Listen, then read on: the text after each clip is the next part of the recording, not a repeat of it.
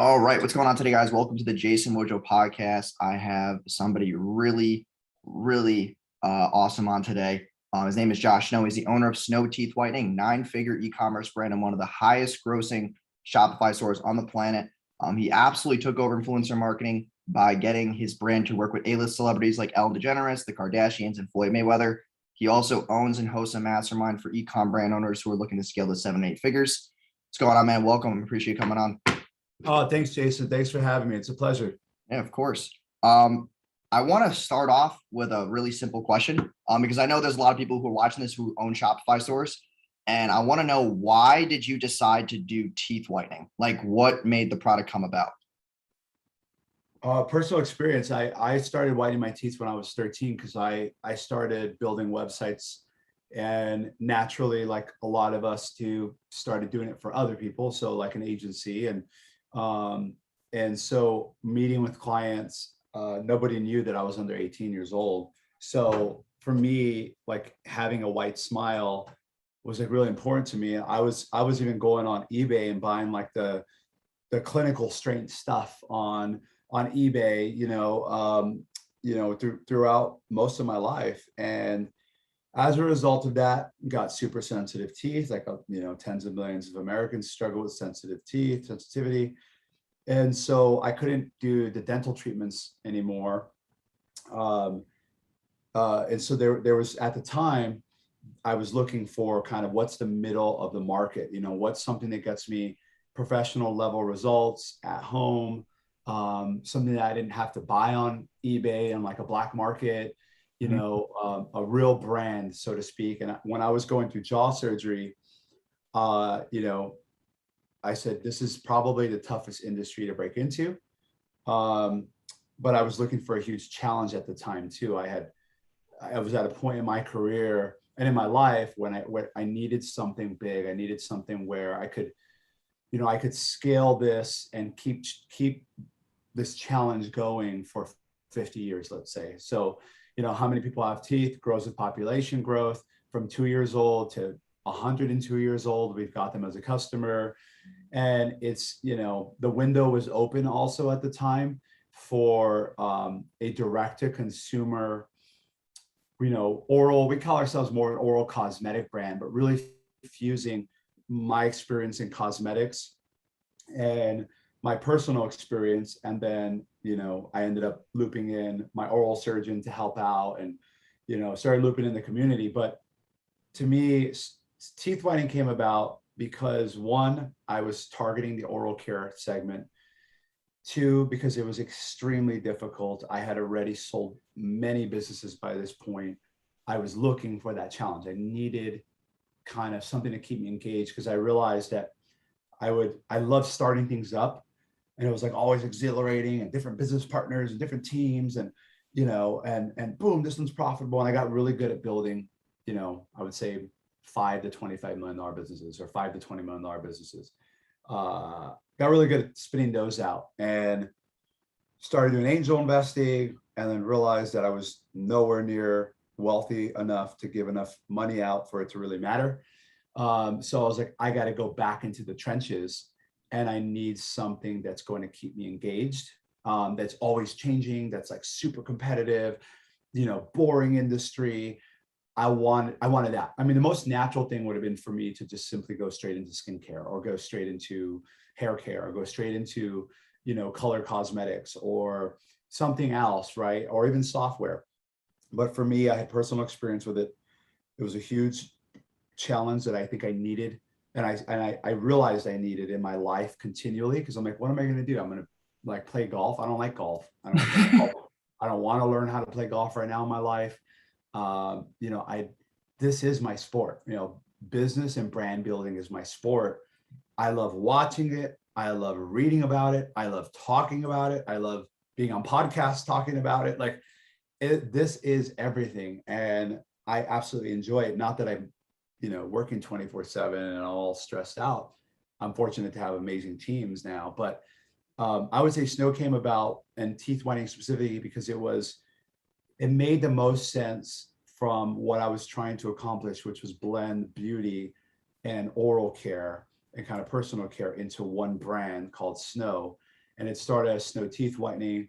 And now we're just at Snow on Instagram, we're at Snow on TikTok, at Snow on Facebook. And we have our first child brand, which is for kids, called Frost, at Frost on Instagram. Frost is our kids' oral care line powered by Snow, all natural, no artificial colors, the best ingredients, amazing packaging, amazing story, eco-friendly, 1-for-1 model. Every toothbrush sold, we give one to the 19 million American children without dental care. So, you know, it's exciting because we have inside of Snow, which is one of many brands that I own, inside of Snow, we get to now launch Frost by Snow. And so the story continues. And if I didn't have a big enough addressable market, you know, I think if I was starting out in my career, I wouldn't have picked this, certainly not. And if the timing wasn't the right timing, like now it's difficult. Now Facebook ads are 40% more expensive. Influencer marketing doesn't work, right? Like it's a lot more difficult now. So I took that window. We now have millions of followers, you know, over 1 million users of our products. We have, you know, and we have, I think, an enviable average order value in our industry. It's usually a commoditized business. So I mean, the thing that's important too is that you're keeping the congruency, because like you talk about, you know, Facebook ads being so expensive and influencer marketing being so expensive. You don't want to try like a whole entire new niche because you already have spent all this, you know, millions of dollars on these ads and have all this data. Why try to reinvent the wheel and do something else?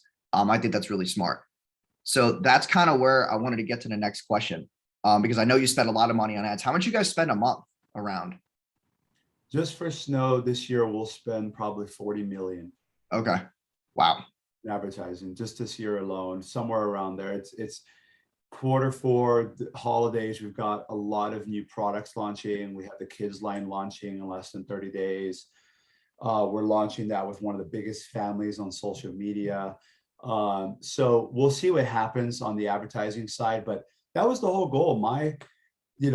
Coming from media buying background and, all kinds of backgrounds in digital marketing, but I wanted a brand that I was like, okay, because we've got lots of different businesses, and Snow's definitely the biggest and the most well-known. And I looked at that and I said, we need the ability to spend 100 million a year profitably on media, on whatever that is, marketing, advertising, because that is a position that I think is much more powerful than simply saying we make 100 million a year in sales. Yeah. Because people go, so what? How do I get a piece of that? When I say I spend 100 million a year, what do you have to sell me? It kind of curates a lot of deal flow internally. It changes the dynamics of the business. It also, I think we entirely bootstrapped, self-funded the first $100 million in sales, direct to consumer. And so, we're customer funded, we're customer invested. We have over 10,000 photos, the largest library of transformations. And so I think spending $100 million gives us a position of seat at a lot of tables. And then when you combine it across my organization, including Snow, I get economies of scale. So across all the companies, we'll probably spend 75 million this year. We've already spent 50 million across all of the business units, and Snow definitely surges in holiday. So spending 75 million, we're almost there across the brands that I own of spending that $100 million a year, which is really what my goal was. And now we're starting to, retail's really big for us. A lot of other channels are starting to emerge as complementary to our online sales. And so we're navigating that world, and we're having a lot of fun because a lot of us have never done retail in the same way. And so we're utilizing our unfair kind of competitive advantages in terms of, in terms of our list size. We have all of our sales, over 1 million customers inside of Shopify. And beyond that we have, data on surveys that customers fill out. We ask every customer to fill out a survey. We know what products they're interested in. Mm-hmm. We have a lot of metadata on 1 million plus Shopify customers. And that's extremely valuable to our acquisition model. It's extremely valuable to our expansion model. And one thing I learned is that entrepreneurs have this kind of just this amazing tendency to shiny object syndrome, especially marketers. And there's just so much everywhere. And it's like, do we run TikTok? Oh no, we got to run Snapchat. Oh, we got to run this, we got to run that. And you know, I do 2 to 3 things extremely well a year. And one of those things is hiring the best people that I can find. I'm always hiring. I'm always looking for great people. And I will create opportunities for great people. And that's one of the few jobs I have, and I have to be really good at my job. And my job is to help solve and contribute to solving issues that no one else can solve singularly or kind of even in a group. So across my businesses, every day I have funneled up to the top these sometimes incredibly simple, kind of just more EQ kind of style of solution. And then sometimes there are these incredibly complex. They include, you know, people, right? When you include people in anything, it just complicates the situation, and you got to be very difficult navigate. You got to be very careful navigating that, because for me, my personal brand is very important to me. My being who I am, being Josh Snow, is me. And I think and that's what Snow, I think, has given me. And that's why I push it so much and I share it so much, is because I've realized that, wow, this is what it's done for me. What if I share this story and I share these resources and I share the absolute honest truth, not the virtue signaling, oh, I just got lucky, or you just got to work harder, or, you know, money is not the end goal. It's like that. Those are, I don't know. Some people really believe that. Some people really believe a lot of things. Money is simply a tool to hopefully help more people, create more opportunity, and then you can't take it with you when you die. So hopefully you start giving it away as fast as you can. But if you want to enjoy that, otherwise save it for your family, they'll get rid of it. So I think that that's been really important to me, and Snow has given me kind of stage, I guess, like an opportunity. And the more that I share, the more the company grows, the more the team grows. It's been crazy because people go, don't you get ripped off? Like, you share everything. You share how you do this and how you think about this. And I go, that's the whole point, is that this is the people who then, you see, it's the tip of the iceberg, but I try to share even underneath the iceberg. I share the whole thing. Because innovation, you need competition to drive innovation. And there's an idea of like, screw competition, Peter Thiel. Like, I get that side too. But what we do is nearly impossible. So it's actually really exciting, kind of like a magician, and you see someone try the magic trick and they're like, I don't know how he does it. Yeah. Sometimes you got to just shut your mouth and let people try the magic trick. Sometimes they'll even make a little bit of money. If they're encroaching too closely, then we got a legal team, to handle that. But sometimes you have to let people go. I was reading a case study on Louis Vuitton, or some of the designer brands, and the counterfeit market is billions and billions of dollars a year, right? A lot of damage to these brands. Well, they actually they understand that they can't completely reduce that to zero, that there will always be a black market for counterfeit designer goods. So what they do instead is they monitor it, they manage the flow of it. Because the thing is, if you're buying a $3,000 Louis Vuitton bag for $300 and it's a knockoff, you weren't ready to spend the $3,000 anyway. You were not an active customer of Louis Vuitton at that very moment. The thing that they study and they realize is that you buy this counterfeit good and you bring it around, and it may be the best counterfeit good. It looks almost identical to the real thing, 99%, but it's not. And so what happens is that you get all of this validation. The brand gets so much compliments, even though it's counterfeit, all these compliments. What happens is, psychologically, someone's identity, someone's persona, someone's status gets kind of transformed. It's like a parasite or a virus. It's like a virus. That virus attaches itself. That's the same reason why the used car dealer or the car salesman wants you to take the car home for the weekend without signing any papers. He wants you to post it on Instagram so that you morph these two together. And then guess what happens? She saves up for the $3,000 one and she goes and buys it and she becomes a customer for life. And so Louis Vuitton can either diffuse their brand and come out with Louis by Louis Vuitton, which is $300 little purses that kind of look like Louis Vuitton, but that would water down one of the most valued brands in the world.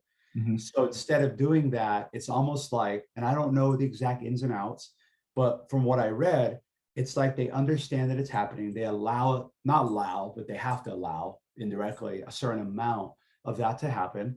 And it's really just shuffling out and priming the customer because they weren't going to spend 3,000 anyway. They didn't have 3,000 maybe, whatever that is, but they're going to get all these compliments. And if it works, the first thing they're asking for is a Louis Vuitton purse, or the first thing they want as a gift is a real from the store. I want to go there and get it.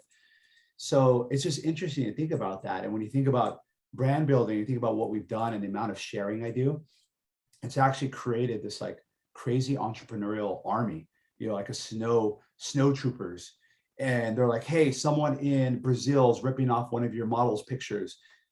We get this inbound into legal, like from all my Instagram, Facebook Messenger, emails, like, Josh, huge fan of yours. I listen to your podcast. There's this guy who's impersonating, one of your products over here.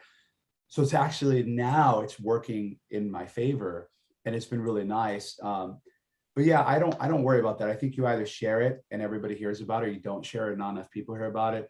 I wanted Snow to be the one company that was as public as I could be. So right now, with all this money that you're spending on ads, like what is the biggest platform for you? And what's the angle that's working the best? It's user generated content, and it's Facebook and Instagram still because of reach. And Facebook, announced that 40% increase in CPMs. The increase in their revenue is coming from not more advertisers, not more users on the platform. It's simply a tax, inflation, 40% inflation on customer acquisition costs on Facebook and Instagram. So, and they're working on WhatsApp. They acquired WhatsApp and everybody left because they started making noise about turning it into an ad platform because they got to go to bigger land. Facebook, then they went to Instagram. Now they're going to WhatsApp. Mark's hoping eventually, I think, that he'll go to Oculus where the ads are everywhere and all the data's in your, head. So I'm guessing that's kind of where they're going. But anyway, right now it's Facebook and Instagram. That's just what has a scale. Google, because of search, it just branded and stuff. You got to kind of have to do that. Amazon actually has been, significant for us. We brought it in-house from an agency and we've really been able to kind of rebuild it in-house in the last few months. And it's looking incredibly strong for our brand. And then I would say promising Snapchat and TikTok are promising. TikTok is tough because not just that they're younger, because you could do 35 and up and there are plenty of people for you, but the buying behavior is different. TikTokers want to buy on Amazon. They want to do their own research. They want to see the video and then like, what's it called? They'll go to Amazon. Let me read some more reviews. Oh, I think this is the right one. Okay, I'll buy it. And then it sells out. When it clicks, TikTok makes products sell out. And so, but they're usually lower priced products under 30. They're usually like, you got to have an Amazon storefront because you got to send people to your Amazon. And it's got to have some type of visual effect, like a acne patch. You can put it on and see and peel it off and it's gone. Like there's got to be some type of element there.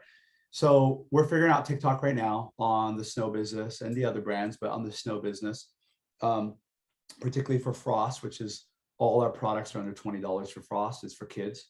So looking at that with TikTok, but I'll say right now, user generated content, if you look at the ads that we run, it's a lot of, people using the product. It's in action, they're using it, they're unboxing it, they're talking about what they're getting, they're talking about what they love about the product. It's so minty, my teeth look so much brighter and I feel so much more confident. and then of course, big captions, colorful little animations. And then we're starting to dibble and dabble more into pre-sale kind of pages where we can give more information without cluttering the product page. So we're starting to do more of, 6 reasons why you should switch to this toothpaste. And then kind of what do we want to call out about our product? What's special about it? What do we talk about? Boom, boom, boom.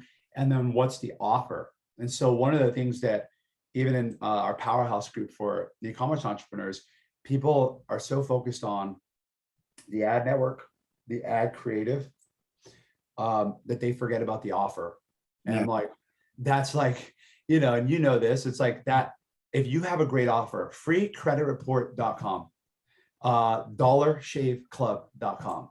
If you have, it doesn't have to be in your domain, but those are the easiest ones to think about, where it's like, it's very straightforward. What's your offer? And so we've been going back, and we now offer buy now, pay later on the website. So cutting the price in 4, that's helped us at least get people warmed up, instead of saying it's $150. Hi, nice to meet you. $150. Whoa, I'm out, dude.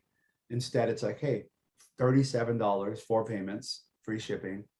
Oh, and let me read some more. Let me get to know this a little bit more. So we spend a lot of time. We're actively hiring right now for CRO, data scientist.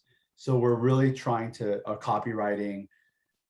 We're really trying to get more sophisticated with the way we educate our customers. And I would say that Facebook, user-generated content, seeing people use the product on Instagram. We're also doing some whitelisting, where influencers are, enabling us to boost the content through their page with our pixel, our data. So it's a lot more it's a lot more soft. Like, people don't really like advertisements. They don't love ads. They tolerate them, and they hope that they're entertaining sometimes. And they hope that that's why I think iOS 14 was horrible, because actually the surveys came back, like 69% of people would prefer targeted ads versus untargeted once they learn what that means.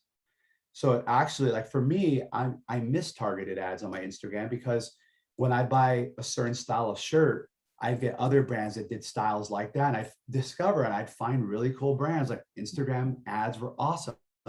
Now with limited targeting, I'm going to get a cat ad and I don't have a cat or something, right? Like, who knows, right? Like, it kind of changes things. It's not really like Apple is like, we did it for the people. And I'm like, I don't think necessarily. Well, for like me, for people in the media buying space, though, like, I like to see ads because I use them as inspiration for either clients or like my own stuff too. Like, I see certain behaviors in ads and I'm like, hey, that was good. Like, I should use that.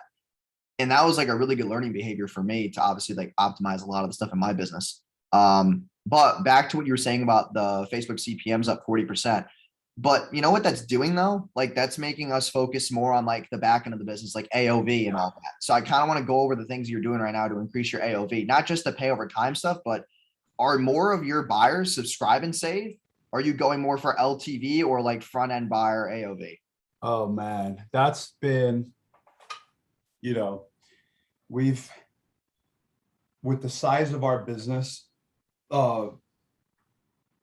it's so difficult to kind of mold. We've been working behind the scenes for maybe a year and a half on subscription strategy, because my whole thing was, we could have launched with a toothbrush first that has a built-in subscription head. We've got ours launching next month and it's beautiful. We spent a lot more time than maybe we should have, but it's like, it's our first toothbrush. Like, it should be awesome, and it's going to get better, but it should be like really awesome. So with a company our size, in terms of like Shopify, and modifying from high average order value, right? We have customers who spend $800, $2,000, right? They're buying gifts for the whole family. We're the giftable brand in whitening category. Like, that's it. So like, they're buying large quantities, and it's very difficult as a self-funded business to be like, but we know that if we gave them a better deal, but they're on subscription and they stayed long enough, that we'd end up making more. Well, that's why a lot of SaaS companies and a lot of subscription companies raise a ton of money. And some of our closest competitors, one has raised, I think 100 million, and others raised maybe close to 50 million. And we haven't. So that for us is super important in terms of profitability, because our customers are investors. That's why the products have to work. They have to be great. The packaging has to be on point. Everything's got to be there as best as we can. We like split test our packaging, right? Like, what's the better satisfaction, the sleeve or the magnetic flip off? Or like, we're testing every single aspect of it. And that helps with returning customers, word of mouth.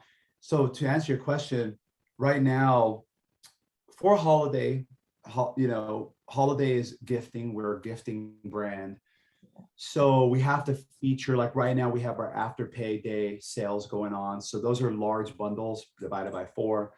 So to drive AOV, we've been launching more products. I talk to a lot of e-commerce entrepreneurs in my mastermind through Instagram, and they have just one product, or they have just 2 or 3. They don't have accessory products. They don't have bundle kits, starter kits, ultimate kits. If you look at every retailer, Macy's, Costco, anywhere you go, they have kits. They have put things together and make it easy for people. If you only have one product, then do a 3-pack, right? Do a buy 2, get 1 free. That's your main offer, divided by 4 with Afterpay. And then in terms of subscription, my whole thing with subscription is I don't want to force subscription. Like, there are only a few things that we do during the day that makes sense to subscribe to. Brushing your teeth twice a day is one of them. Toothpaste, I never want to worry about running out of toothpaste. I just want it to show up. I want it to be natural and the best ingredients. I want it to work, and I want it to be cool. And I want to know that I can cancel or pause or anything at any time. Okay, cool. That's all with toothpaste. That's one of the few things that man, women, and child do. Billions of people all around the world twice a day, other than like eat, right? Restroom, drink water. Like, there's like a few things that, like 4, and that's one of them. And so that makes sense for a subscriptive product, which is why our toothpaste, we spent 2 years developing our toothpaste, just testing every aspect, working with different manufacturers, different formulas, anything we could get down to get the consistency, viscosity, all these things I didn't know I was going to have to learn. But we had to get that right, because toothpaste is the #1 most sold product in retail, but it's a commodity. It's impossible to break into, but ours has got to be good. So now we've been moving, our attachment rate has been really strong because our customers trust us now. They, we have over 1 million users, happy customers who use the products. They know one thing: Snow knows how to make my teeth white and bright. That's all I know. Oh, they have whitening toothpaste. Oh, they have whitening mouthwash. Oh, they have whitening toothbrush. Let me complete the line if white and bright teeth are important to me. And now we're starting to add other things like, gum health and, things for the enamel, sensitivity, bleeding gums. So we're starting to kind of move in that direction. We just, we're in the process, I can say, we're in the process of acquiring a business today that has the clinical medical kind of establishment so that we can do some more research into bleeding gums, some of the things on that side of the business. We're mostly a cosmetic focused business, but right now we're doing both. Attachment rate, we have over 50% of customers subscribing. Wow. And it's just getting started. I think, our competitors have, I think, a pretty high point because it's a forced subscription model. You have to get on the subscription model. But for us, 40 to 50% is great, because we don't want to force anybody into subscription. We want to put our money where their mouth is and see the results, and then say, hey, how nice would it be to never worry about this for $9?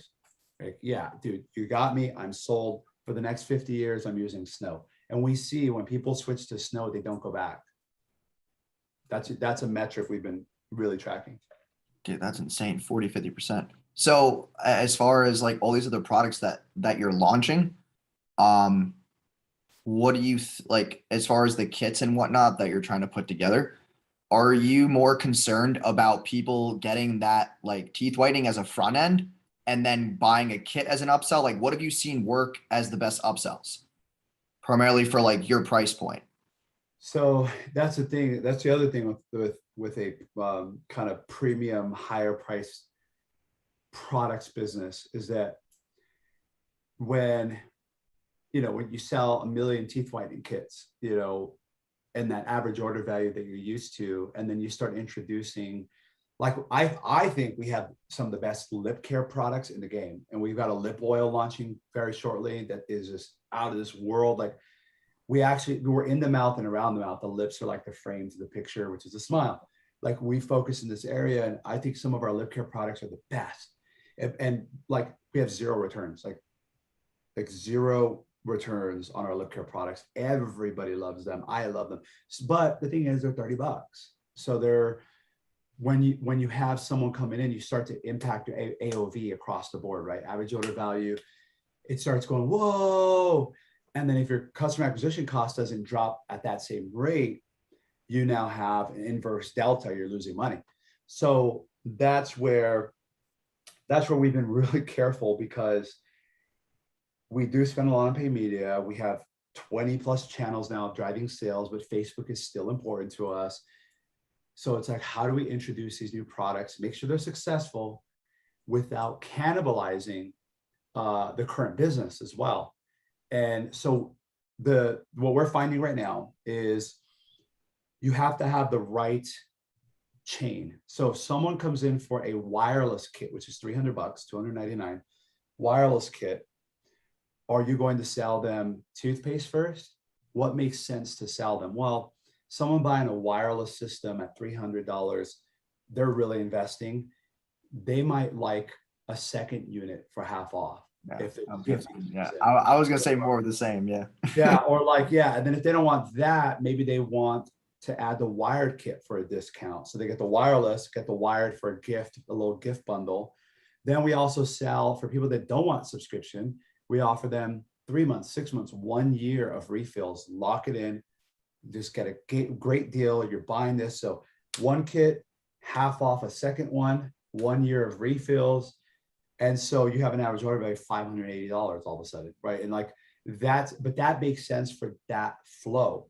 Then you have, let's take the other extreme. So there's like other stuff in the middle, and then there's toothpaste. Toothpaste, $14 or whatever, $15, right? Under 20. So our toothpaste products under $20. Okay, super mass marketable, super scalable. Everybody uses toothpaste, but they're kind of stuck in their ways. So you kind of have to educate them and go through that whole process. The value of educating them, if you could do it cheap enough and scaled out enough, is that you gain the trust if you do it right.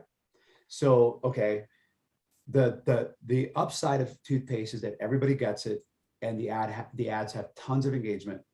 Downside is we barely make money on the product as it is. So like we've got a few dollars maybe of margin. So I have to acquire a user for $2. Well, it's not 2014 Facebook days, so you can't do that anymore. So what do? That's why for us. So you're basically gambling though on, not gambling, but like you would rather lose money on the front end because in 30 days they're going to spend more money anyway. Well, no. So you want to set up. So for example, you have the toothpaste here and it's $15. Okay. And hopefully they're subscribing. So half of the customers are subscribing. Okay. And so, and our products, because they're cosmetic focused, a lot of times are monthly subscriptions. So you're talking about, and they get a little bit of discount. So call it $12 a month, 12 months, it's $144. So in reality, I've got the average order value to afford that. But we have the upsell daisy chain. So would you like fries with that? Would you like a drink? So come in for toothpaste. Do we go, oh, you're coming in for $12 toothpaste? Here's a $300 wireless kit. They're like, oh, what? Instead, it's, hey, we have these dissolving whitening strips. So here's a two-week treatment. You're going to have a nice, beautiful white smile, and you've got your toothpaste already to maintain it. Good to go. Okay, how much is that? Under 50. Okay, so I'm under 20. Now I'm going under 50. That makes sense. I'm willing to check it out. Well, if you've got the strips, then you're going to really love the kit, or you're really going to love the toothbrush, or you're really going to love, if you got the AM toothpaste, you're going to love our PM toothpaste, which is lavender. So let's throw that in there. So that one, the average order value chain is, let's just throw out a number, $80. This one's $500. But customer acquisition costs are 1/10 of it down here. So it's really figuring that out. That's why I always urge entrepreneurs, launch more products, JV with people, wholesale other products, and just rebrand them, or whatever you can do to have more to play with. Because if you're competing against me, it's very difficult, because my average order value is 580 up here. They're getting this. My subscription take rate is 50%. Yeah. So now the machine is built. But up front, I had to sell a million teeth whitening kits for $149. Yeah. So that kind of brings me to our last question. So I know a lot of people obviously own e-com stores who are listening to this. What right now are like the biggest conversion boosters that you're seeing? Because I know you test a lot of stuff as far as your like ad landers. Yeah. Like what are you seeing right now that's increasing the conversion rates the most? Not, I mean, obviously like the pay over time option definitely helps. That helps. Yep. Yeah. I mean, we've got some things that like we know raise conversion rate, like the fact we're in every Bed Bath & Beyond. We have the Bed Bath & Beyond logo, Target, So those are kind of like some of the things that take us a long time. We're on Alan DeGeneres, so Yeah. Alan shows, so as seen on Alan with the clip, that helps. But we've been testing the circles at the top, the menu. So on Instagram, I was on Instagram, and all the stories have circles, and I'm just tapping through them. And I go, that's such a natural kind of behavior now for people that have Instagram. So if they come from an Instagram ad, we're showing a menu that looks like the stories circles. So you can see it right now on trysnow.com. It's whitening kit, wireless kit, whitening strips, toothpaste. It's got a little red ring. We're testing the colors, red, green, yellow. And it's different for every store that we have, for every brand. But for Snow, red seems to be doing okay now. That's actually really interesting. That's a good angle. I would never think of that. So we're testing things like that. We do things where for example, on the I'll show you, or not show you, but I'm going to click here just so I can look at it.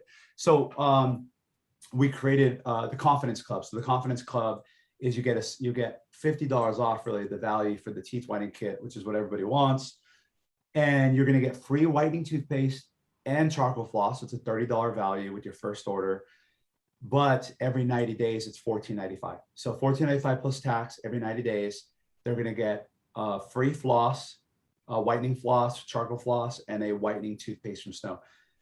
So, times four, so that we can make $60. So it's a different sliding scale depending on the offer. But I would recommend anybody listening, if you want to test this out, yes, the buy now, pay later. Yes, the sticky bar for add to cart. Yes, the little circles up top. But think about your offer. Say, what part of this product that I sell or this service has a recurring element to it? And how can I create my own confidence club? What does that make sense in my business to call it? And what am I going to send them every month, every 3 months? That makes sense. For someone buying a teeth whitening kit from Snow, getting billed $15 to never worry about floss and toothpaste in your life ever again from a brand you now trust and love and got you white teeth with a kit, why would you go anywhere else?